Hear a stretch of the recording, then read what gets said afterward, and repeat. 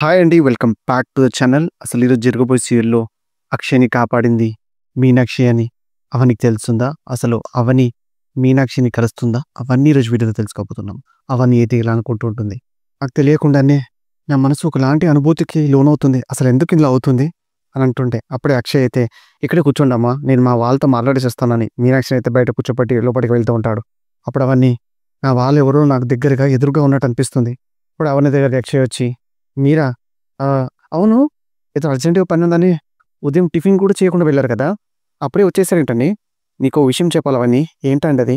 నేను వెళ్తున్నప్పుడు స్పీడ్‌గా వస్తున్న ఒక వెహికల్‌ని చూసుకోకుండా ఫోన్ మాట్లాడుతూ వెళ్తున్నాను. ఆ వెహికల్ నాకు డాష్ కొట్టి ఉంటే చాలా పెద్ద ప్రమాదం జరిగి ఉండేదవని.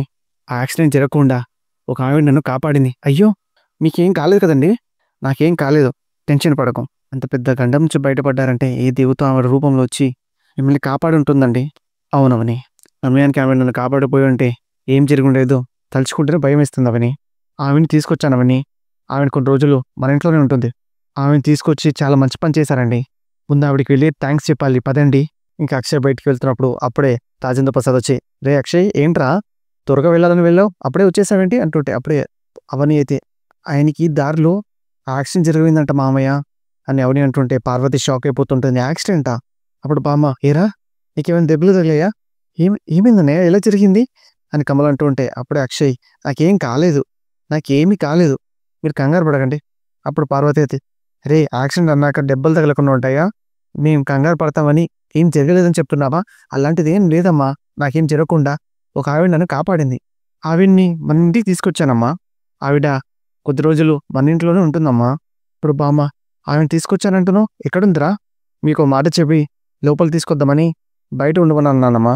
అప్పుడు రాజేంద్ర రేయ్ నిన్ను కాపాడిన ఆవిడకి మనం అందరం కృతజ్ఞతలు చెప్పి గౌరవించాలిరా. ఆమెని బయట నిల్చోబెట్టావేంట్రా? అప్పుడు అవని నేను వెళ్ళి తీసుకొస్తాను అని అవని అయితే బయటికి వస్తూ ఉంటుంది. అప్పుడు శ్రేయ అయితే ఆమె ఇంట్లోకి తీసుకురావడం అవసరమా అక్క అంటుంటే ఇంట్లో వాళ్ళందరూ ఒక్కసారి షాక్ అయిపోతుంటారు. ఇవే మాటలు బయట నుంచి మీనాక్షి అయితే వింటూ ఉంటుంది. అప్పుడు శ్రీకర్ అలా అంటున్నావు ఏం శ్రేయ? నీకేం తెలియదు శ్రీకర్, కాసేపు సైలెంట్గా ఉండు. అప్పుడు అవన్నీ ఆవిడ మీ బావగారి ప్రాణాలు కాపాడారు. అంత గొప్ప సాయం చేసిన ఆవిడకి కాళ్ళకి దండం పెట్టి కృతజ్ఞతలు చెప్పుకోవాలి. అలాంటి ఆవిడకి లోపలికి తీసుకురావడం అవసరం అంటావేం శ్రేయ? కొంచెమైనా బుద్ధి ఉందా నీకు అని అంటుంటే అప్పుడే శ్రేయ అయితే బుద్ధి జ్ఞానం ఉన్నదాన్ని కాబట్టి ఇంట్లోకి తీసుకురావడం అవసరం లేదు అంటున్నాం.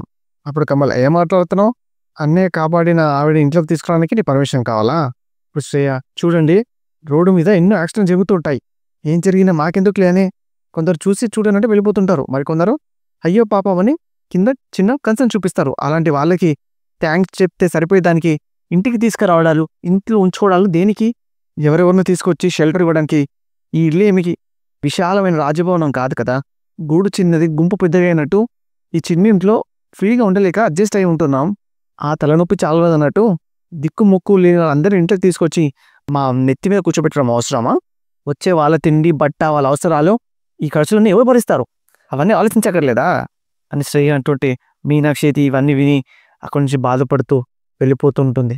అప్పుడు కమల్ ఓహో నువ్వేదో సొంత డబ్బులు తీసి అందరికి ఖర్చు పెడుతున్నట్టు మాట్లాడుతున్నావేంటి? ఎవరు వచ్చినా మేము చూసుకుంటాంలే, మధ్యలో నీకేంటి? అప్పుడు రాజేంద్ర ప్రసాద్ అయితే మన ఇంటి మనిషిని కాపాడిన కృతజ్ఞతలు కూడా లేకుండా అలా మాట్లాడుతున్నావు శ్రేయ? అప్పుడు అక్షయ్ మానవత్వం, సంస్కారం లాంటి ఉండేవాళ్ళైతే అలా మాట్లాడరు నాన్న అని అక్షయ్ అంటూ ఉంటాడు. అప్పుడు కమల్ అయితే సమయానికి పల్లవి లేదు కాబట్టి సరిపోయింది, ఉండి ఉంటే అది కూడా ఇలానే నోటికి వచ్చినట్టు మాట్లాడి ఉండేది. వీళ్ళ మాటల మనస్తత్వాల గురించి మనకు తెలిసిందే కదా అన్నయ్య. మనం వీళ్ళ గురించి ఆలోచించడం, వీళ్ళనే మాటల గురించి ఆలోచించడం బేస్ట్ వదిన. ముందు వెళ్ళు, లోపల తీసుకురా వెళ్ళు అని అవని అయితే కమల్ అంటూ ఉంటాడు. ఇంకా అవని అయితే ఇలా అంటూ ఉంటుంది. ఆమె లోపల తీసుకొచ్చిన తర్వాత నువ్వు ఇలాగే మాట్లాడితే మర్యాదగా ఉండదు శ్రేయ, అది గుర్తుపెట్టుకో అని అవని అయితే బయటికి మీనాక్షిని తీసుకురావడానికి అయితే వెళ్తూ ఉంటుంది. అవని బయటికి వెళ్ళి చూసే వరకు ఎవరు కనిపించదు. బయటికి వెళ్ళడం చూసి అవని అయితే ఏవండి ఏవండి అని పిలుస్తుంటుంది. ఇంకా మీనాక్షి ఎంత పిలిచినా పలకపోయేసరికి మీనాక్షి వెనక్కి అవన్నీ కూడా వెళ్తూ ఉంటుంది. ఇంకా అవన్నీ వెళ్ళి మీనాక్షి మీద చేయి వేయగానే మీనాక్షి అయితే ఎంతో బాధపడిపోతూ ఉంటుంది. ఇంకా మీనాక్షి వెనక్కి తిరిగి చూస్తూ ఉంటుంది. అవని అయితే చూసి ఆశ్చర్యపోతుంటుంది. ఇంకా అవని అయితే ఏడ్చుకుంటూ వెళ్ళి అమ్మా అని కౌగిలించుకుంటూ ఉంటుంది. నిన్ను చూడాలని నేను తమ్ముడు కలిసి నీ దగ్గరకు వచ్చాం, కానీ ఇంటికి తాళం వేసిందమ్మా. నువ్వు ఎక్కడికి వెళ్ళావో తెలియదని అక్కడి వాళ్ళు చెప్పారు.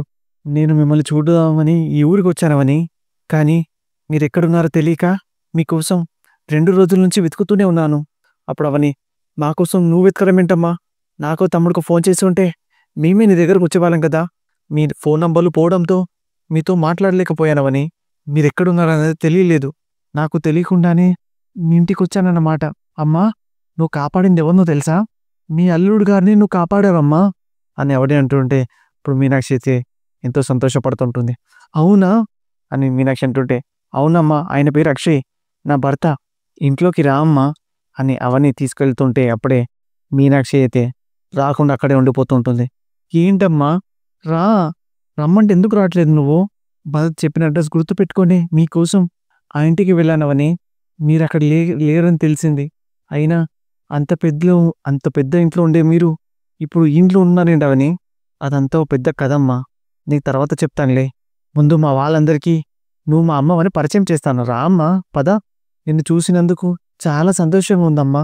కానీ నేను రావడం మీ ఇంట్లో కొంతమందికి ఇబ్బందిగా ఉన్నట్టుంది. వద్దులే అవని. అప్పుడు అవని అయితే ఇలా అనుకుంటూ ఉంటుంది, అమ్మ శ్రేయ మాట విన్నాదనుకుంటా.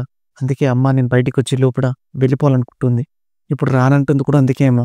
అయ్యో అమ్మ, నీకు తెలియంది ఏముందమ్మా. ఏ ఇంట్లో అయినా అందరి మనస్తత్వాలు ఒకటిలా ఉండవు. వాళ్ళ మనస్తత్వాల కోసం బంధుత్వాన్ని వదులుకోలేం కదమ్మా. అవేం ఆలోచించకు. రా అమ్మా, రా. కన్నయ్య, ఏమండి మావయ్య గారు, ఈవిడెవరో తెలుసా? మా అమ్మ, నన్ను కన్నా అమ్మ అని అవని అయితే ఇంట్లో వాళ్ళందరికి పరిచయం చేస్తూ ఉంటుంది. అవునా వదినా అని కమల్ అంటూ ఉంటాడు. అవును కన్నయ్య, మా అమ్మే. అమ్మా, ఆయనే మీ అల్లుడు గారు అని అవని అక్షయ్ని చూపిస్తుంటుంది. అప్పుడు అక్షయ్, మిమ్మల్ని ఎవరు అనుకున్నాను, నా ప్రాణాలు కాపాడింది మా అత్తయ్య గారు అన్నమాట అని అక్షయ్ అంటూ ఉంటాడు. థ్యాంక్స్ అత్తయ్య గారు.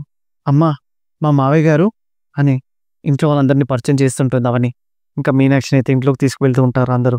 ఇంకా అక్కడే ఉన్న ఆరాధ్యను చూసి జరిగిందంతా గుర్తు తెచ్చుకుంటుంది మీనాక్షి. ఈ పాప నా కూతురు ఆరాధ్య అమ్మా, నీ మనవరాలు అని అవని అంటుంటే మీనాక్షి అయితే ఎంతో హ్యాపీగా ఫీల్ అవుతూ ఉంటుంది. ఇంకా ఆరాధ్య అయితే అమ్మమ్మ అని మీనాక్షి దగ్గరకు వెళ్తూ ఉంటుంది. నీ పేరేంటే అమ్మా అని మీనాక్షి అంటుంటే ఆరాధ్య అని చెప్తుంది. అవని, భరత్ ఎక్కడున్నాడు అని మీనాక్షి అంటుంటే వాళ్ళు వేరే చోట ఉంటున్నారమ్మా, నువ్వు వచ్చారని చెప్తే వస్తాడు. ఇంకా అవని అయితే భరత్కి ఫోన్ చేస్తూ ఉంటుంది. రే భరత్, అమ్మ వచ్చిందిరా అని చెప్తూ ఉంటుంది. ఇంకా ఆరాధ్య అయితే ఇన్నాళ్ళు ఎక్కడున్నావు అమ్మమ్మ అని అంటుంటే, నా కోసం కానీ మా అమ్మ కోసం కానీ నువ్వు ఎప్పుడు రాలేదేంటి? మీ అమ్మమ్మ వచ్చింది ఇప్పుడే కదమ్మా, అవన్నీ తర్వాత చెప్తుందిలే. అవన్నీ లోపలికి తీసుకెళ్ళు అని పార్వతి అయితే అంటూ ఉంటుంది. ఇంకా పల్లవి అయితే వాళ్ళ ఫ్రెండ్ వాళ్ళ ఇంటికి వెళ్తుంది. పల్లవి, నువ్వా? నువ్వు నా కోసం మా ఇంటికి రావడం చాలా ఆశ్చర్యంగా ఉంది. నీతో చిన్న పని ఉండి వచ్చాను అని పల్లవి అంటుంటే, అవునా, లోపలికి పద అని వాళ్ళ ఫ్రెండ్ అయితే పల్లవిని లోపలికి తీసుకెళ్తూ ఉంటుంది. నీకు నాతో పని ఏముంటుంది, ఉండకూడదని ఏమన్నా రూల్ ఏమి లేదు కదా అని పల్లవి అయితే అంటూ ఉంటుంది. సరే ఏంటో చెప్పు